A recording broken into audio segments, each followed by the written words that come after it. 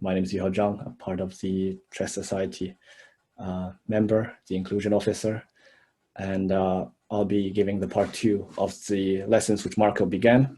This is intended for beginner to intermediate level players, and you can see my rating 1750 ELO or FIDE. So if you are higher than this rating, hopefully I'll still manage to actually give some insight, because at the end I will be analyzing a game I did play and show it. So topics to be covered today are some common chess terms, which are forks, skewers, pins, en passant, in-between moves, activity, discoveries, and open, semi-closed, and closed files. And I will be using these terms throughout the lesson during the game analysis too. So because it simplifies explanations, and these are kind of terms that is quite widely used when playing chess. And yeah, we'll also cover positional evaluations. So to see actually, how do you evaluate the position? How do you know if white or black is better? For example, in this picture, why is white better than black, for example? And Mark already touched upon piece activity and the importance of central squares. So we'll build upon that, and I will show some concrete examples in the game, which I will be analyzing.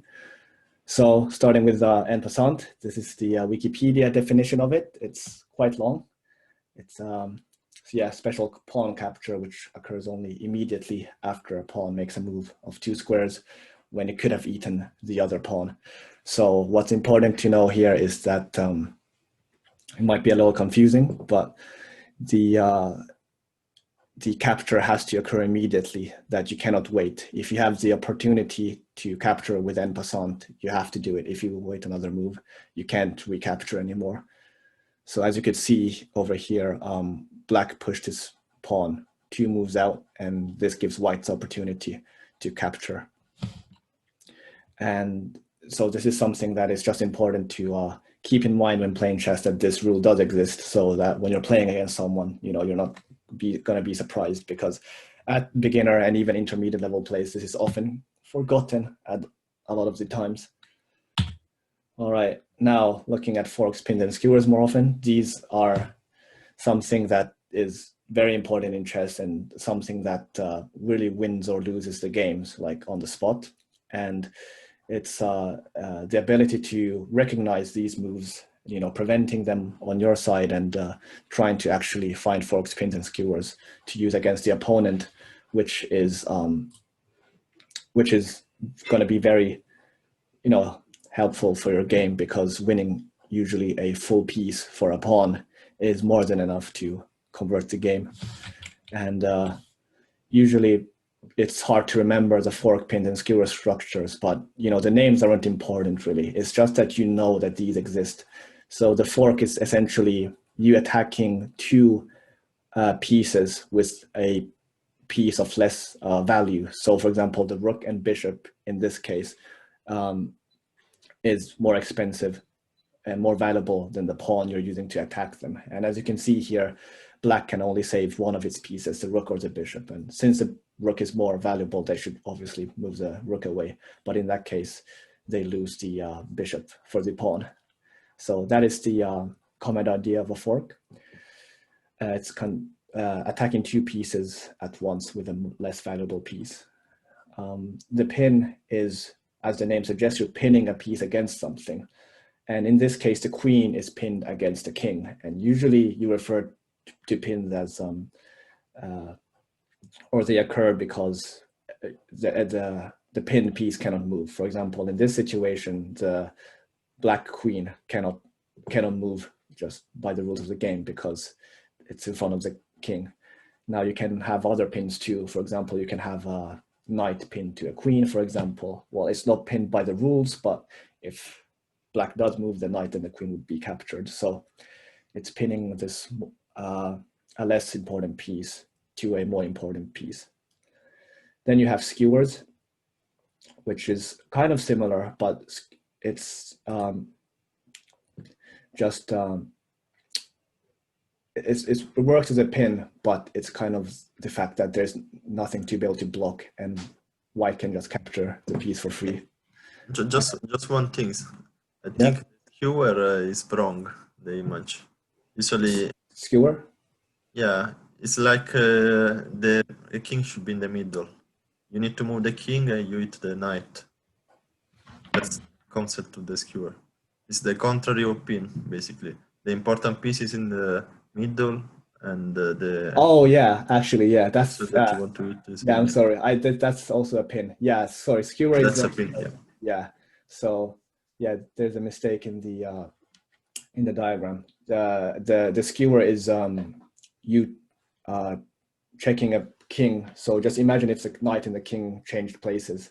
So you skewered the knight in that sense, because it's a guaranteed free piece, because after the king moves in the place of the knight, you win that knight for free. Yeah, that's my bad. So yeah, these are hard to remember. These reflect exactly what their name suggests. So you have pins, forks, and skewers. And yeah, then these files, as the name suggests, it's basically a vertical part of the chessboard. So you altogether have 8 files. And you can have closed files, which means that both pawns are not captured. Semi-open files, which one pawn is only in the way, and then fully open files when there's no pawns in the way. And these files are important because it's where you want to usually place your rook on an open file or semi-open file, or a closed file which is about to be open, because the rook will gain more squares and be more active. So, when these, you don't need to remember these terms by heart. These are just used to describe the situations on the board. But it's the reason why we have names for these is because they're quite important when developing pieces and deciding where to place your pieces. The rule is you usually want to activate your pieces, and rooks are more active on open files. And yeah, as the last part, I will be going over one game I played on light chess. It's I believe, a rapid game I played, and I will demonstrate maybe a little bit of my thought behind the moves I made, and show kind of these principles that I just had in the slides. Do you guys still see it? Oh no, you guys don't see it. We can see the chess, the lichess. Oh, can you? Yeah. You can see it here? Okay. Yeah, so yeah, it's a game that I won, and I was white. So these openings, you don't have to focus now too much. So because this video isn't about opening theory, but for those who don't know me, starting with knight c3 is considered a ready opening. I think of it more as like a queen's gambit, but with a weird move order, because that's what I always go for. So I won't focus on the theory behind these openings now, but just kind of the principles of chess, that you're going for activating your pieces, going for center control. So I just happen to push my C and D pawns for center control. Usually, the more you push your E and D pawns, which is fine too, then just developing your pieces out, as me and the opponent are doing. Getting minor pieces out, and you don't want to move a piece twice, because that's in a way wasting a move where you can just develop another piece out, because you want to get your pieces out as fast as possible and your king to safety as fast as possible. So getting my piece out, and I should probably turn the engine off.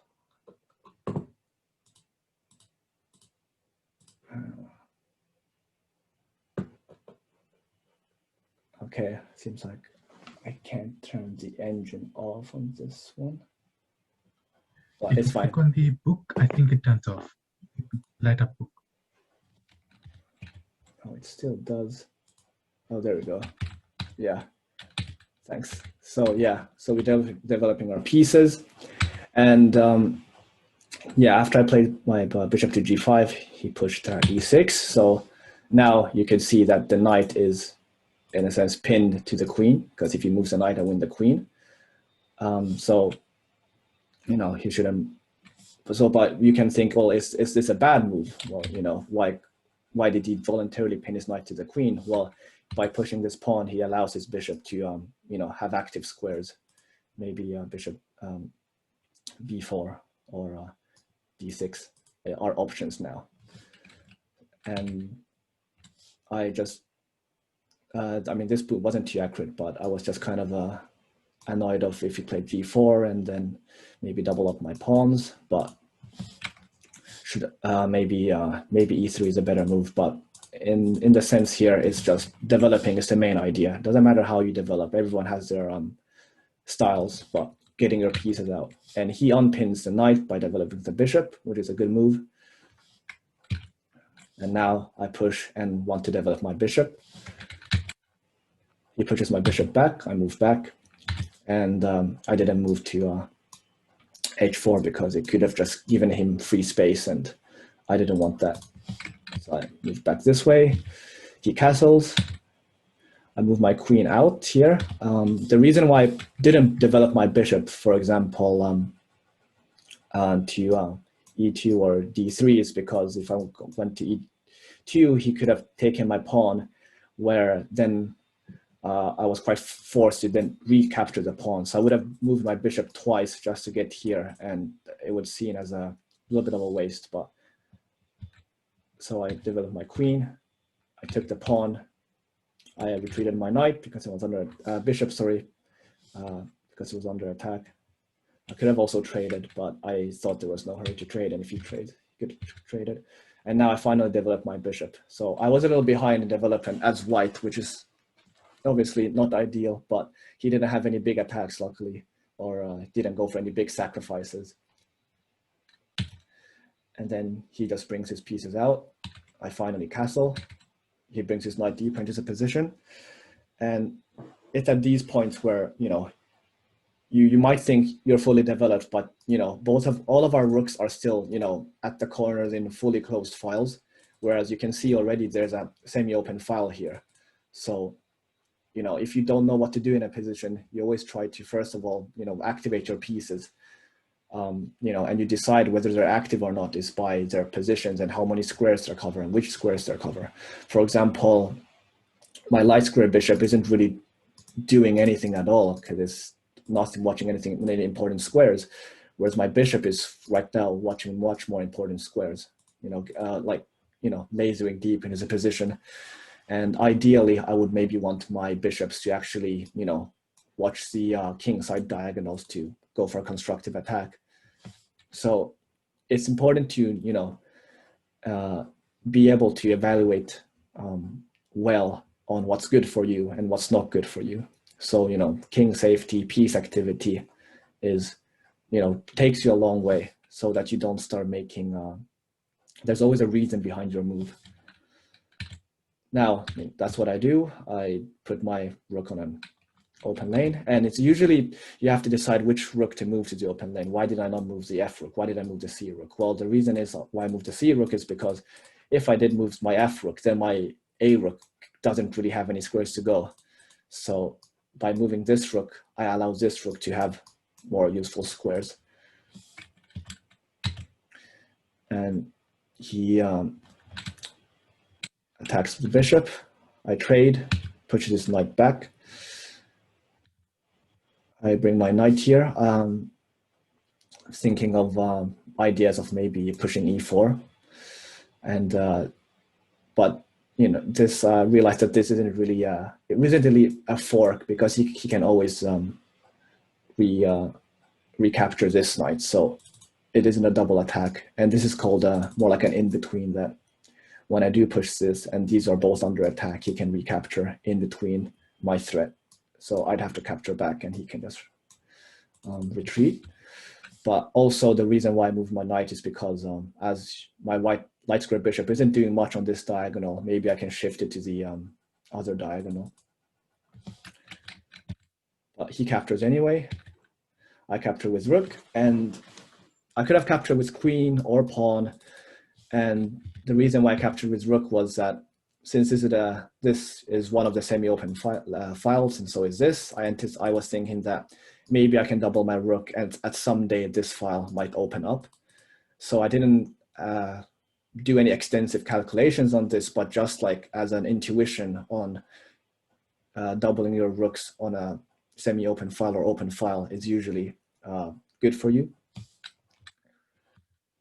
And he attacks my rook and knight at the same time. So it's a forced trade, which I have to take. I could have also retreated my rook and could have captured, but I decided to capture directly because I saw that after he takes, me pushing this pawn gives me quite good of a space advantage, because after he retreats, I get, well, first of all, my rook doubled, and I also at maybe some point get this e4 push, which grabs a lot of space, and as you can see, kind of takes away the squares of this bishop. He moves his queen. I decided to actually trade bishops. Yeah, the reason why I didn't actually push this pawn here anymore was because I was thinking of trading this bishop on this diagonal and have my rook switch to the other open lane, because his queen is now on that open lane, so he can't open it up with his queen in front of it. So I took it.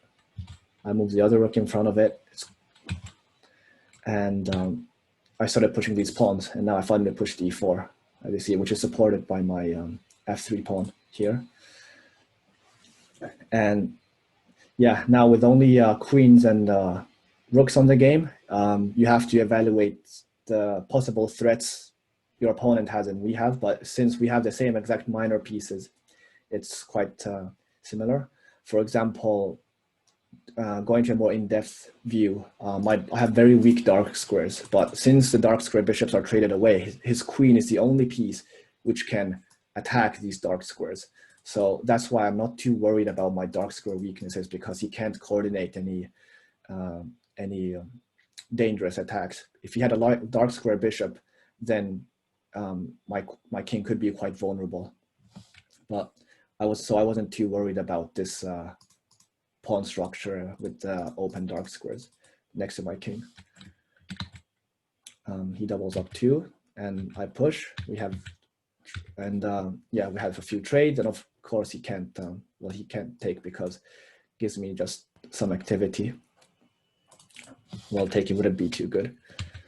So he pushes, and him pushing gave me a pass pawn, which I do push.